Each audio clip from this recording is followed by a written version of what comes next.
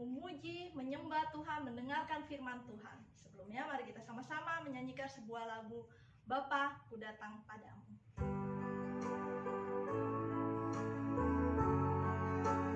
Kita lipat tangan, tutup mata, kita menyanyi bersama-sama.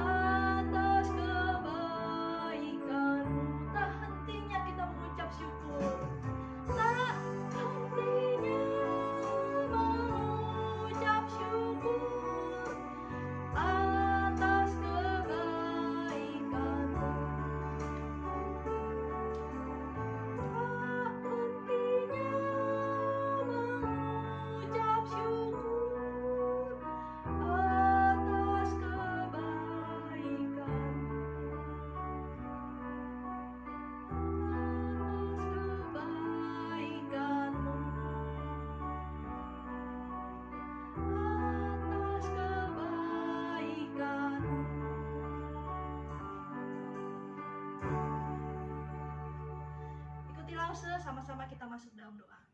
Selamat pagi Tuhan, selamat pagi Bapa, selamat pagi Roh Kudus. Terima kasih kalau pagi ini kami berkesempatan untuk kembali lagi di sekolah minggu secara online. Tuhan, Kau pimpin kebaktian sekolah minggu kami ini dari awal sampai akhirnya nanti. Dan Tuhan, terimalah puji-pujian dari kami. Terima kasih Tuhan. Di dalam nama Tuhan Yesus kami berdoa. Amin. Nah, adik-adik, kita mau nyanyi sebuah lagu, yaitu Pujilah Tuhanku. Kita sama-sama tepuk tangan ya.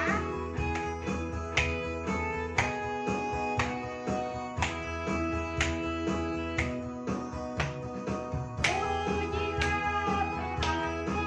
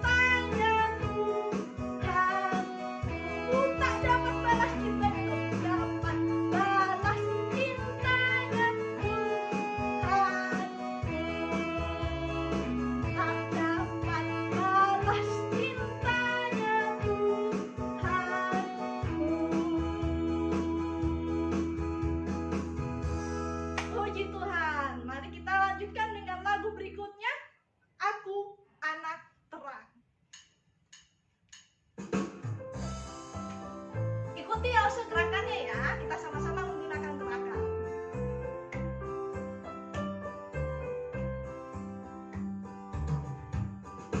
Aku anak terang, tugasku memberi terang. Aku anak terang, Tuhan yang selamatkanku. Aku anak terang, aku tak suka berdusta. Aku anak terang, taat yang Tuhan minta. Terang di rumah, terang di sekolah, terang di gereja, kemanapun ku pergi. Terang di rumah, terang di sekolah, terang di gereja, kemanapun ku pergi. Aku anak terang, tugasku memberi terang. Aku anak terang, Tuhan yang selamatkanku. Aku anak terang, aku tak suka berdusta. Aku anak terang, taat yang Tuhan minta. Terang di rumah, terang di sekolah, terang di gereja, kemanapun ku pergi. Terang di rumah, terang di sekolah, terang di gereja, kemanapun ku pergi. Di rumah, terang di sekolah, terang di gereja, kemanapun ku pergi. Terang di rumah, terang di sekolah, terang di gereja, kemanapun ku pergi.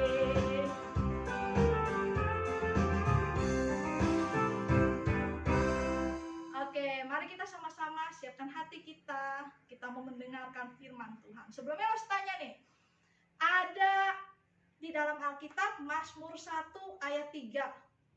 Siapa yang tahu isinya apa? Coba buka Alkitabnya. Yang bawa Alkitab. Mazmur 1 ayat 3. Apa isinya? Apa? Coba dibaca sama-sama. 1, 2, 3.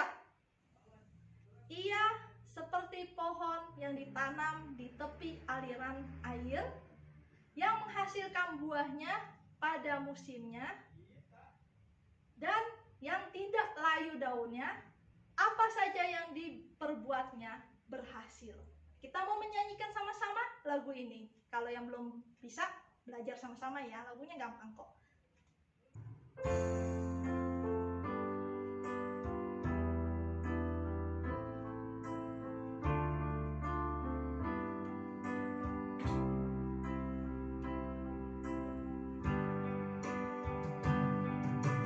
Seperti pohon tertanam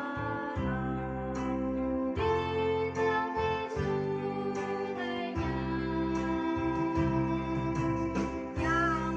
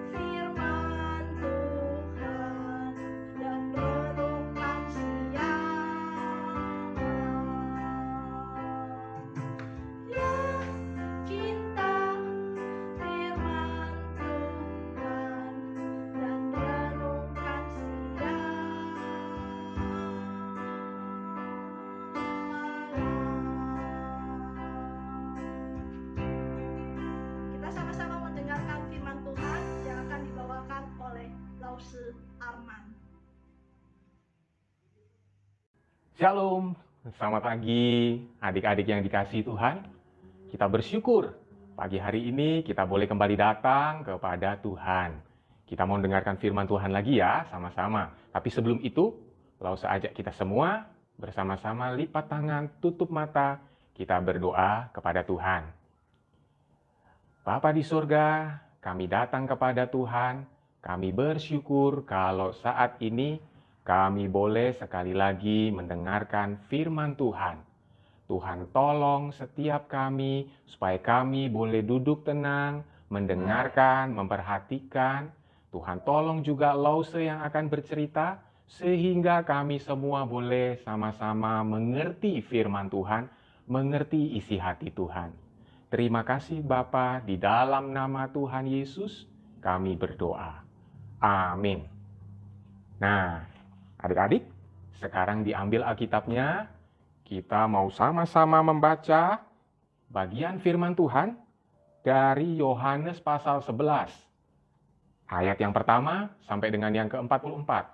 Kita akan baca bagian demi bagian ya, supaya kita boleh mengerti apa yang Tuhan Yesus ceritakan di dalam bagian firman Tuhan ini. Ya, ayo diambil Alkitabnya. Sudah? Kita buka bagian yang pertama, kita baca Yohanes pasal yang ke-11, ayat yang pertama sampai dengan yang ketiga. Judulnya Lazarus dibangkitkan.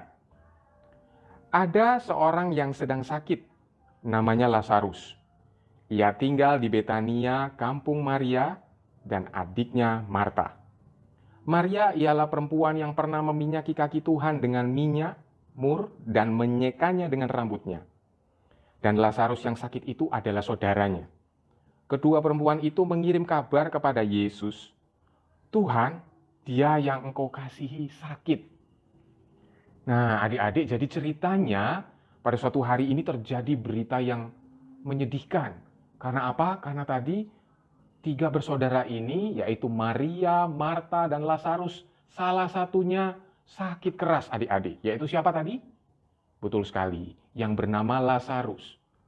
Minggu lalu kita sudah mendengar ya cerita tentang Maria dan Marta. Dan saat ini dikisahkan Lazarus mengalami sakit yang parah, sakit yang keras. Sehingga Maria dan Marta menjadi khawatir sekali adik-adik. Tapi di tengah-tengah kekhawatirannya, Maria dan Marta mengingat, oh iya, Tuhan Yesus adalah anak Allah yang berkuasa, yang sanggup menyembuhkan. Kalau begitu kita beritahukan kepada Tuhan Yesus perihal Lazarus yang sakit. Maka Maria dan Marta, seperti tadi kita baca ya, mengirim pesan kepada Tuhan Yesus. Barangkali dia menyuruh satu orang untuk pergi kepada Tuhan Yesus untuk memberitakan, Tuhan, ia yang engkau kasihi sedang sakit. Nah, kita baca kelanjutannya ya adik-adik, di dalam ayat yang keempat sampai dengan yang ketujuh. Firman Tuhan berkata demikian. Ketika Yesus mendengar kabar itu, ia berkata, penyakit itu tidak akan membawa kematian, tetapi akan menyatakan kemuliaan Allah. Sebab oleh penyakit itu, anak Allah akan dimuliakan. Yesus memang mengasihi Marta dan kakaknya Lazarus. Namun setelah didengarnya bahwa Lazarus sakit, ia sengaja tinggal 2 hari lagi di tempat di mana ia berada. Nah, adik-adik, di bagian yang kedua ini, kita melihat bagaimana jawaban Tuhan Yesus waktu dia mendengar kabar tentang Lazarus yang sakit. Kita baca tadi ya, Tuhan Yesus menjawab begini, penyakitnya Lazarus tidak akan membawa kematian. Wah, pasti orang-orang yang mendengar, baik itu murid-murid Tuhan Yesus atau orang yang di situ mendengar jawaban Tuhan Yesus, pasti menjadi senang, menjadi tenang ya, karena penyakitnya ini tidak akan berbahaya, tidak akan menimbulkan kematian. Bahkan Tuhan Yesus bilang, penyakitnya ini akan memuliakan Allah. Nah, tapi ada yang aneh adik-adik. Tuhan Yesus memilih untuk tinggal 2 hari lagi di tempat dia berada. Kenapa ya? Kok Tuhan Yesus tidak langsung pergi kembali ke Betania untuk menolong Lazarus? Padahal si Lazarus kan sakit parah ya. Ini sesuatu hal yang mungkin kita pikir-pikir, wah aneh juga ya. Kenapa ya? Kita baca lagi kelanjutannya dan kita akan tahu jawabannya. Nah, kita lanjut ya adik-adik ya. Di dalam ayat yang ke-11 sampai dengan yang ke-15. Firman Tuhan berkata demikian. Demikianlah perkataannya. Dan sesudah itu Yesus berkata kepada mereka, Lazarus saudara kita telah tertidur. Tetapi aku pergi ke sana untuk membangunkan dia dari tidurnya. Maka kata murid-murid itu kepadanya, Tuhan, jikalau ia tertidur, ia akan sembuh. Tetapi maksud Yesus ialah tertidur dalam arti mati. Sedangkan sangka mereka, Yesus berkata tentang tertidur dalam arti biasa. Karena itu Yesus berkata dengan terus terang, Lazarus sudah mati. Tetapi syukurlah, aku tidak hadir pada waktu itu, sebab demikian lebih baik bagimu, supaya kamu dapat belajar percaya. Marilah kita pergi sekarang kepadanya. Nah, adik-adik, apakah Tuhan Yesus tidak tahu bahwa Lazarusnya mati? Dia jelas tahu. Makanya tadi Yesus bilang ya, Lazarus itu maksudnya adalah mati. Yang dimaksud Tuhan Yesus dengan tidur adalah Lazarus itu sudah mati.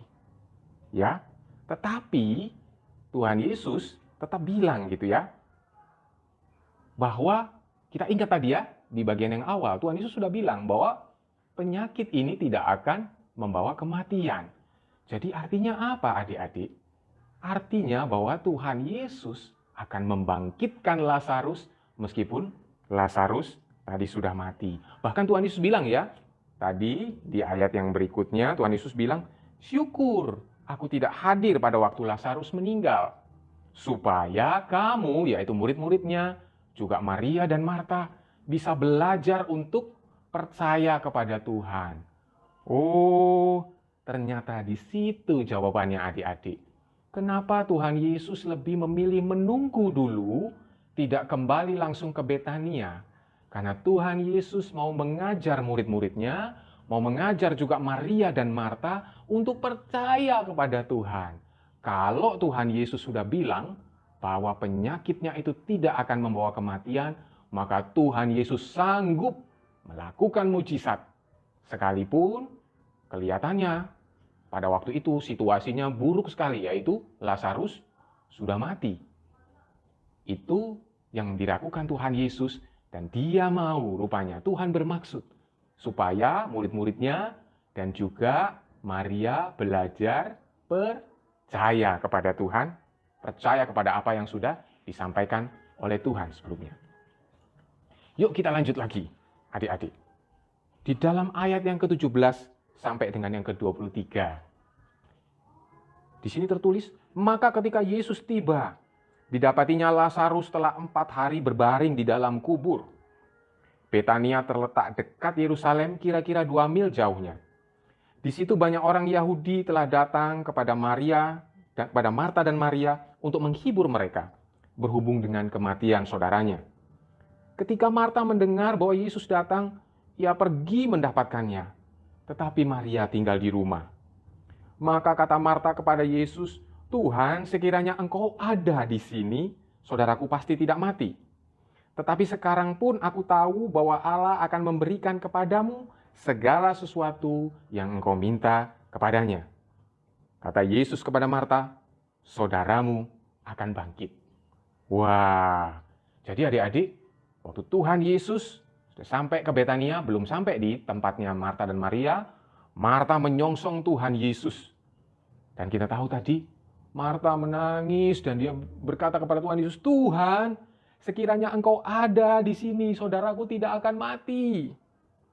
Tetapi sekarang pun aku tahu bahwa Allah akan memberikan kepadamu segala sesuatu yang kau minta kepadanya. Marta punya satu iman bahwa Tuhan Yesus itu sanggup meminta kepada Bapa dan Bapa akan menganugerahkannya kepada Tuhan Yesus. Lalu apa jawab Tuhan Yesus? Tuhan Yesus berkata, saudaramu akan bangkit. Bahkan di ayat selanjutnya Tuhan Yesus berkata, percayalah, saudaramu akan bangkit. Lalu di ayat berikutnya kita juga melihat adik-adik, Marta menjawab seperti apa? Marta menjawab, ya Tuhan, aku percaya bahwa Engkau Mesias, Anak Allah, yang datang ke dalam dunia. Kemudian Marta kembali ke rumahnya memanggil Maria. Nah, kita baca lagi adik-adik kelanjutannya di dalam ayat 28 dan 35. Yuk kita sama-sama simak ya. Ayat 28 berkata begini. Dan sesudah berkata demikian, ia pergi memanggil saudaranya Maria dan berbisik kepadanya, "Guru ada di sana dan ia memanggil engkau." Mendengar itu, Maria segera bangkit lalu pergi mendapatkan Yesus. Tetapi waktu itu Yesus belum sampai ke dalam kampung itu. Ia masih berada di tempat Marta menjumpai dia. Ketika orang-orang Yahudi yang bersama-sama dengan Maria di rumah itu untuk menghiburnya, melihat bahwa Maria segera bangkit dan pergi keluar, mereka mengikutinya. Karena mereka menyangka bahwa ia pergi ke kubur untuk meratap menangis di situ. Setibanya Maria di tempat Yesus berada dan melihat Yesus, tersungkurlah ia di depan kakinya dan berkata kepadanya, "Tuhan, sekiranya engkau ada di sini, saudaraku pasti tidak mati." Ketika Yesus melihat Maria menangis dan juga orang-orang Yahudi yang datang bersama-sama dengan dia, maka maskullah hatinya. Ia sangat terharu dan berkata, "Di manakah dia kamu baringkan?" Jawab mereka, "Tuhan, marilah dan lihatlah." Maka menangislah Yesus. Nah, adik-adik, jadi ceritanya setelah Maria ini dikasih tahu oleh Marta, dia segera berlari menuju kepada Yesus. Dan diikuti oleh orang-orang banyak yang ada di situ, yang tadinya mau menghibur Maria dan Marta. Dan ketika Maria berjumpa dengan Yesus, dia tersungkur, dia menangis. Dan yang menarik adik-adik, dia mengutarakan kalimat yang sama dengan Marta. "Tuhan, seandainya engkau ada di sini, saudaraku pasti tidak mati." Nah, tapi yang menarik juga adik-adik, Tuhan Yesus juga menangis ketika dia melihat Maria, ketika melihat orang banyak menangis. Hati Tuhan Yesus terharu. Tuhan Yesus mengerti kesedihan mereka. Tuhan Yesus tahu betapa hatinya begitu sedih. Sehingga akhirnya Tuhan juga meneteskan air mata. Tuhan Yesus memahami kesedihan mereka. Nah, lalu kemudian kita baca di bagian berikutnya. Ayat 38 sampai dengan 44, adik-adik. Kata Yesus, "Angkat batu itu." Marta, saudara orang yang meninggal itu, berkata kepadanya, "Tuhan, ia sudah berbau sebab sudah 4 hari ia mati."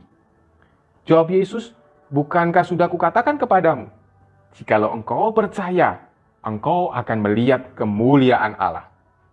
Maka mereka mengangkat batu itu, lalu Yesus menengadah ke atas dan berkata, "Bapa, aku mengucap syukur kepadamu karena engkau telah mendengarkan aku.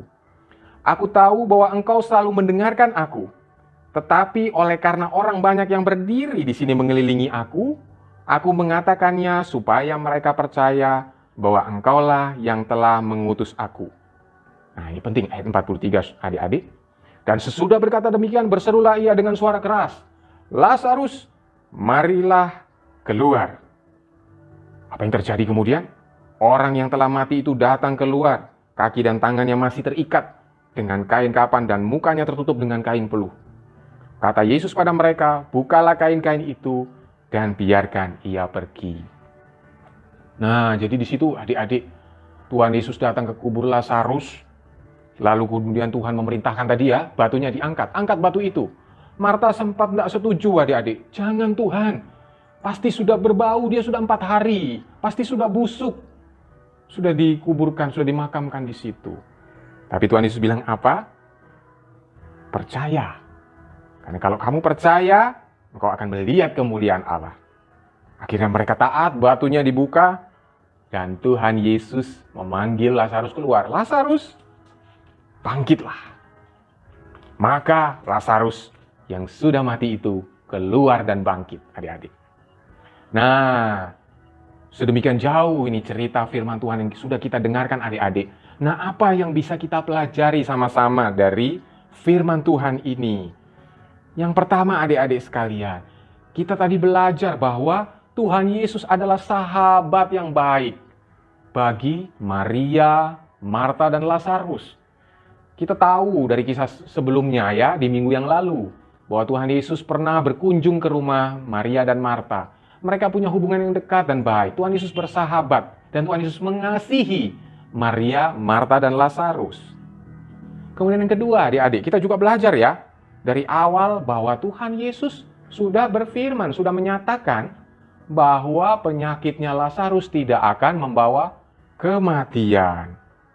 Nah, kita juga belajar ya bahwa ketika Tuhan sudah menyatakan janjinya, sudah menyatakan kehendaknya, maka kita harus, apa adik-adik? Percaya. Kita harus percaya. Walaupun kelihatannya yang ada di depan kita mungkin aneh. Loh, kok Tuhan tidak langsung menolong Lazarus pada waktu itu? Kok Tuhan tidak langsung datang ke Betania? Tapi ternyata adik-adik, apa yang terjadi? Tuhan mau menyatakan kemuliaannya dan Tuhan mau membangkitkan Lazarus. Sehingga murid-murid, Maria dan Marta dan semua orang yang ada di situ boleh melihat mujizat, boleh melihat keagungan Tuhan, kebesaran Tuhan. Kalau Tuhan Yesus langsung datang, mereka tidak akan melihat perbuatan ajaib itu. Betul kan ya adik-adik? Nah, jadi kita belajar. Barangkali kalau kita berhadapan dengan masalah, berhadapan dengan kesulitan, dan kita meminta kepada Tuhan supaya Tuhan menolong, dan kita belum menerima pertolongan Tuhan saat itu, kita harus tetap, apa adik-adik? Percaya. Kita harus tetap percaya kepada Dia. Harus tetap berdoa kepada Tuhan. Karena pasti rencana Tuhan untuk sahabat-sahabatnya, yaitu kita semua, adalah baik. Jadi sekali lagi adik-adik, apapun mungkin kesulitan yang kita akan hadapi di depan, barangkali kita menghadapi duka cita waktu orang yang kita kasihi dipanggil Tuhan. Atau barangkali di dalam pelajaran kita mengalami kesulitan. Kita bilang, Tuhan, kami sudah berdoa, kami sudah berusaha, tetapi sepertinya masih sulit. Adik-adik, ingat kisah ini ya, bahwa kita harus tetap percaya. Kita harus tetap berharap kepada Tuhan. Karena Tuhan mengasihi kita, Tuhan sungguh-sungguh mengasihi dan mau menolong kita. Dia peduli adik-adik kepada kita semua. Karena itu jangan pernah menyerah, jangan pernah berhenti percaya, jangan pernah berhenti berharap. Dan kita yakin Tuhan pasti memberi yang terbaik pada waktu Tuhan. Pada waktunya Tuhan. Itu ya adik-adik. Nah, kita menutup renungan kita dengan membaca satu bagian tadi ya. Firman Tuhan dari Yohanes pasal yang ke-11 ayat yang ke-40. Yuk kita baca sama-sama ya. 1, 2, 3. Jawab Yesus, bukankah sudah kukatakan kepadamu? Jikalau engkau percaya, engkau akan melihat kemuliaan Allah. Adik-adik tetap percaya ya. Tetap percaya, tetap yakin, tetap mengasihi Tuhan. Dan kita akan melihat kemuliaan Tuhan. Yuk adik-adik, mari kita bersama-sama berdoa. Tuhan, terima kasih kami sudah mendengarkan firman-Mu. Kami mau tetap percaya kepada Tuhan di dalam setiap tantangan, di dalam setiap kesulitan kehidupan kami. Kami mau percaya bahwa Tuhan mengasihi kami. Kami percaya bahwa Tuhan juga menyediakan jalan keluar buat kami pada waktu Tuhan. Kuatkan kami, tolong kami untuk senantiasa percaya dan mengandalkan Tuhan. Terima kasih Bapa, di dalam nama Tuhan Yesus kami berdoa. Amin. Selamat hari Minggu, adik-adik yang dikasihi Tuhan. Kiranya Tuhan Yesus memberkati kita sekalian. Nah adik-adik, kita mau siapkan hati kita mau berikan persembahan kita kepada Tuhan juga. Kita nyanyikan lagu bersyukur, bersyukur.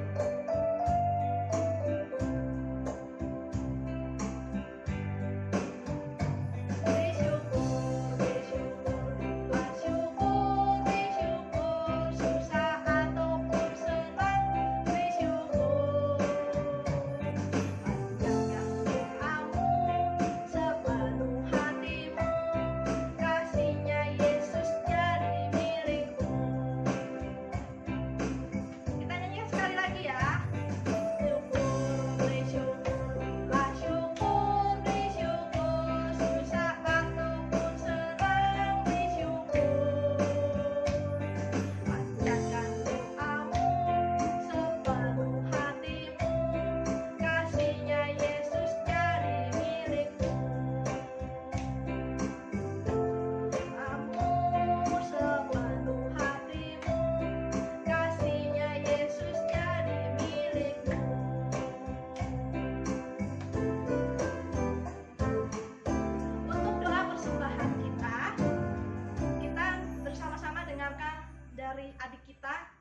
Alisa.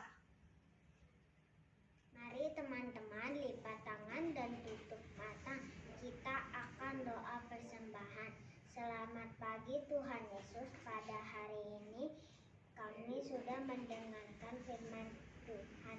Berkatilah Lause yang telah mengajarkan. Saat ini kami mengumpulkan persembahan. Kiranya Tuhan pakai untuk memperluas gerejamu di tempat ini. Dalam nama Tuhan Yesus, kami sudah berdoa. Amin. Amin. Nah, kita sekarang mau mendengarkan pengumuman dulu ya. Ada 2 pengumuman. Pengumuman pertama adalah tanggal 4 April kita ada kebaktian Paskah jam 10 pagi. Lihat dari flyernya nih ya, nih tuh ada kelihatan flyernya. Terus yang kedua adalah ada temu kangen. Siapa yang kangen sama lasu-lasunya? Ayo. Tanggal berapa? Jam berapa? Ya, jam setengah 11 tanggal 21 Maret. Hari Minggu ya. Jadi setelah kebaktian ibadah dengan papa mamanya yang kebaktian ibadah, nah, kita akan adakan temu kangen ketemu dengan lasu-lasu di Zoom. Nanti dikasih link Zoom-nya. Nanti tinggal masuk aja ke situ, bisa ngobrol-ngobrol sama lasu, tanya-tanya atau say hi, tanya kabarnya. Lausunya juga pingin banget loh denger kalian seperti apa sekarang ini selama 1 tahun. 1 tahun. Kalian sudah naik kelas. Yang tadi kemarin harusnya ketemu di kelas 6, sudah naik ke koran, sudah nggak ada lagi sekolah minggu ya. Jadi jangan lewatkan kesempatannya ya. Ingat itu. Jadi yang pertama adalah tanggal 21 Maret jam setengah 11 hari Minggu ketemu dengan lasu-lasu, dan tanggal 4 April jam 10 pagi kita akan adakan kebaktian ibadah Paskah sekolah minggu. Oke ya. Mari kita sama-sama akhiri kebaktian sekolah minggu hari ini. Kita mau sama-sama menyanyikan Bapa terima kasih.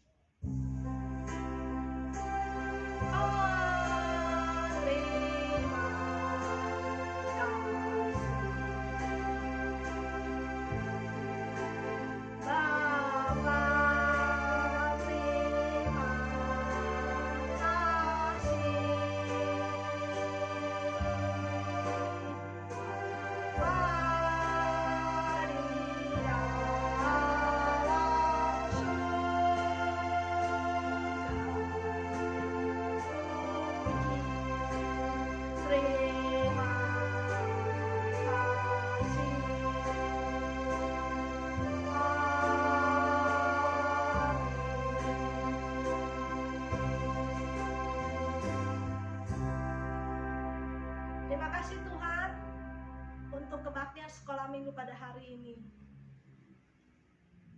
Terima kasih Engkau boleh memberikan kami kesempatan mendengarkan firman-Mu walaupun secara online Tuhan. Dan kami bersyukur untuk segala apa yang boleh kami terima. Terima kasih untuk kebaktian pada hari ini, dan kami juga berdoa untuk mempunyai kesempatan yang sama di minggu berikutnya. Terima kasih, di dalam nama Tuhan Yesus Kristus kami berdoa. Amin.